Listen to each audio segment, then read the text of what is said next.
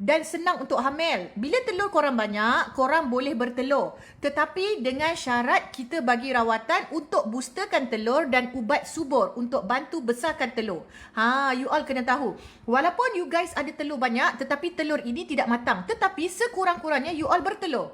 You all bertelur. Sebab ramai orang dia ada masalah tak ada telur, ovari dia gagal, dah menopause. Okey?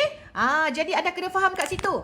Korang ada PCOS ni, korang bersyukur juga. Saya nak bagi positif-positif punya orang kata semangat untuk you all.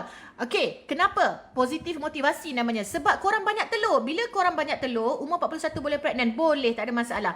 Yes, saya akan share nak dapat twin baby. Saya akan share tips ni. Korang like sampai 20,000, saya akan share untuk dapat tips twin baby seawal 3 bulan. Okey, nanti saya tunjuk patient saya yang berjaya dapat twin. Tapi patient saya ni ini bukan twin ini dapat satu baby. Okey, telur tak matang. Korang nampak tak telur tak matang? So bila telur tak matang tapi telur you all banyak.